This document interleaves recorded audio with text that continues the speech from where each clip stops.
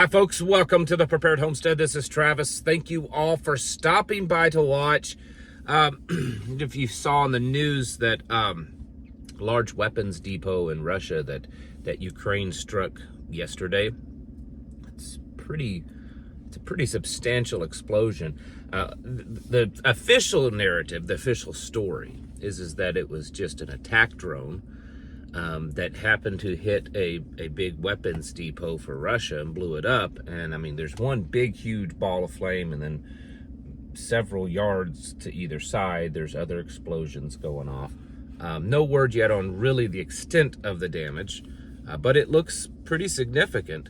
There are some speculations and some rumors that it actually wasn't a drone, that it could have been a missile. I've even seen some people try to convince others that it may have been a small nuke. I don't know. I mean, for right now, I guess we'll just go with the official narrative until we can really find more evidence.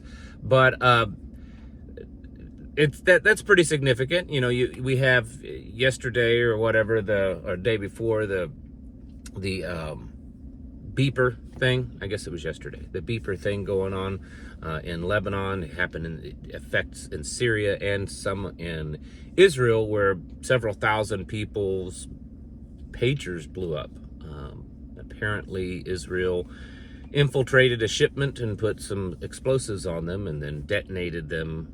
And it was really a very James Bond kind of thing. I was reading that what they believed is that when they sent out this page, that it activated the malware, which in turn activated the explosives, but it didn't just go off immediately. It started beeping, and there was a few moments of pause with the hopes that the wearer would pick it up and, you know, put it up to their face.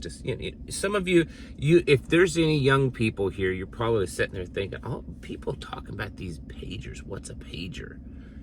Okay, just sit down in the back and try to learn. The rest of you remember, you know, you get a page, right, and you take that thing off and you'd look at it, right? That's typical. And so they actually said that they timed it, and that the software had a delay, so hoping that they would pick it up and do this, and then it would actually blow up in their face, which that did happen some of the time. So that happened, and then now we've got this drone striking inside Russia that took out or damaged this weapons depot. And of course, these will be viewed as escalations and, you know, all that kind of stuff. But really where I wanted to kind of take this is that we are, and we have been, this yesterday's event certainly wasn't the first day of this, but it's just to kind of emphasize the point that we are in a new era of warfare, where technology is able to do a lot. I don't think we're at a point that technology can completely on its own win a war. I still think that you're going to have some boots on the ground. But technology is definitely changing the game dramatically. And we've seen that all throughout the Russia-Ukraine war. In fact, a lot of ways, the only way that Ukraine has actually been able to really make any kind of substantial damage, in a lot of ways, not everything, but in a lot of ways, has been their drone warfare. They've actually seemed to have done pretty good with that, and I'm sure that's been because of help from the United States and other NATO allies. But anyways, the point is that technology is taking on a pretty major role in this. So how does that affect us? Because whether or not it will actually happen, most all of you watching have plans and equipment and train and all this kind of stuff on, you know, defense, and not just defense from, you know, crazy neighbors or crazy marauders through your community or whatever when it all hits the fan, but also defense from, you know, big brother government that's decided to just clamp down on everything. And I think the question is how effective are our abilities versus this technology, and what different tactics do we need to start taking on? What different equipment is there available? This is something I've kind of looked into, probably not as deep as I should, but I've certainly done some research on, drone warfare, ways to defend against that, cyber warfare, things like that. And it's possible for us as individuals with not a lot of money to have some type of plan of protection, defense against it, but it's going to be difficult. Right now, while there are certain state laws that differ, federally, FAA says that it is illegal to shoot down a drone, regardless, because drones are all classified as aircraft. And so it doesn't matter if it's a little cheap drone or some big sophisticated drone. It doesn't matter if it's hovering at 1,500 feet above your house or if it's hovering 100 foot above your house. If you shoot down a drone, you could certainly go to jail, be fined, go to jail. Now, there are certain state laws that's trying to do something different, and right now, from the best research that I can come up with, is that because it's still somewhat in the early stages of all this drone use now, that there's a lot of conflicting laws, and maybe at some point it'll get ironed out, but for right now, FAA says that if you shoot down a drone, you go to jail. And I guess that's something that you can figure out in your own mind of what you're willing to do. I mean, if you got a drone sitting in your backyard, hovering above your trees, that's obviously watching you, that may even be trying to look into your windows. Maybe you've got a little girl, your daughter's in there, and it's trying to, well, what are you going to do? Well, I can't shoot that thing down. I don't know. I'm not telling you what to do. I'm just telling you that this exists, and I know that this happens on occasion because I hear stories of it. In fact, I've heard stories not too far away from where I live of this almost exact scenario happening. So there's the drone aspect, there's the cyber warfare aspect, there's this AI that is becoming more and more prevalent within military technology. And I think it's something that we should all start looking into, having conversations, figuring out, is there a way that we as just individuals or small groups that we don't have that level of technology? Maybe it's not accessible, or maybe we don't have the money, or whatever it is. What can we do? For instance, drones, I've looked into it. I'm not going to give you some of the names, mostly because I can't remember right now, but there are a few companies that they do military contracting to have drone defense systems. Say for instance, let's just say in Ukraine, they would have this system, and it's like this, kind of like a radar, but it actually disables drones. It's not an EMP, but if a drone gets within a certain area, it starts disrupting it, and the drone crashes, and he loses contact with the pilot and all that kind of stuff. Well, there's a couple of these companies that are making this type of technology for private consumer use. And it's expensive, 10 grand and up for these systems. But the point is that it does exist. So, I've talked about it in our group, and I've talked to other people that, that's something that maybe a mag might look into, have your hold, which is the place that everybody might fall back to, right? And have it set up there as that final, area that you're going to defend, and having a system like that might work.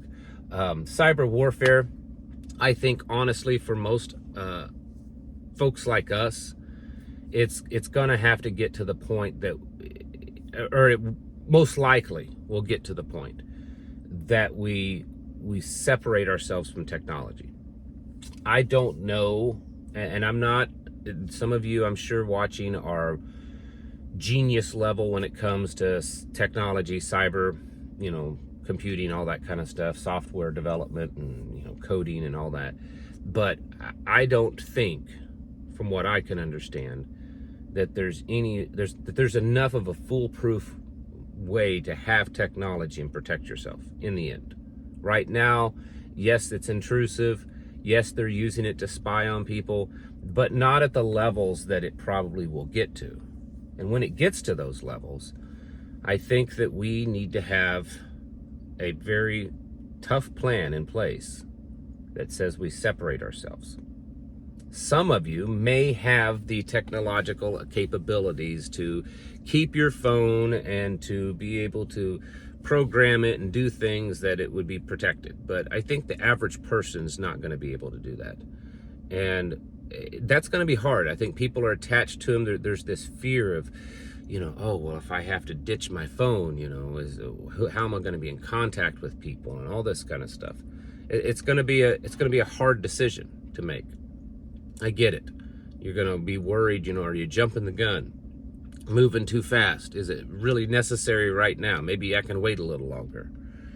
But I do think, especially families that are in this preparedness journey together, need to have conversations and plans that we know that at some point we're going to gather up all the technology in our home, all the technology that's capable of being connected to the system, to the internet, whatever, and or controlled in any way. We're going to take it all and we're going to go out in the front yard and we're going to bust it up with sledgehammers and throw it in a big old bonfire. I believe everyone should have that as part of their plan. And I'm not saying you do that now. I don't think now is the time. But there may come a time that that's necessary, because we're watching a whole different level of warfare. And if it ever gets to the point that you and I are directly involved in that warfare as renegades, as to defend ourselves, we should probably start thinking about that. There's something I've shown on here before. I don't have it with me. Actually, I do, but I'm not pulling it out. It's in the very back. It's in my bug out bag. And it's this company that, and you can buy them on Amazon. It's not like they're hard to get. This company is part of a parent company, and they actually make these thermal blankets for the military and stuff. Well, then they have an outdoor gear side of their company, and they're emergency blankets, okay? And they're kind of like a tarp, and I don't know, they're 5 by 8 foot or something like that. And on one side it's camouflage, and the other side it's kind of that mylar material, but it actually can block, thermal, infrared, that kind of stuff. And that's what it's intended to do. But you can also use it as an emergency blanket. So we have those for everyone in our family. That kind of stuff. There are options out there that can provide a certain level of defense against this technology. It's quite possible, the Terminator movies, us old folks, it's quite possible that it could get to that level. I'm not saying that I completely believe that it will, but it's possible. And so when we see these events happen in Russia, in Israel, or Lebanon, or wherever, I think that it should be used as a learning tool. That we need to see, okay, this is what they're doing. This is what they're capable of doing. It's not just Hollywood, it's real life. And we need to figure out a plan. I know some of you are fairly up to date on technology, and some of you still haven't figured out how to program your VCR. So there's going to be huge learning differences, but you need to be doing some research and figuring out what you can do to defend yourself, because these things they're everywhere. The technology's everywhere. It's going to get to a point, even here in the United States, where that technology is turned against us. Maybe it's not autonomous, but it's being controlled by the government, by whoever, and it will become more and more intrusive in our lives. And we need to start having these conversations and planning for it now. Stay ahead as much as we can, because once it happens, then it's going to be difficult. It's near impossible to just spontaneously come up with a plan. Watch what's going on in Europe, in the Middle East, and even here in the United States and Canada and Australia, these other, big government type nations, and see what they're doing and what technology they're using, and how we can come up with a plan to defend ourselves against from the beast system. Folks, it's time to get your houses in order and to prepare yourselves mentally, physically, and spiritually. Thanks for watching, and I'll catch you in the next video.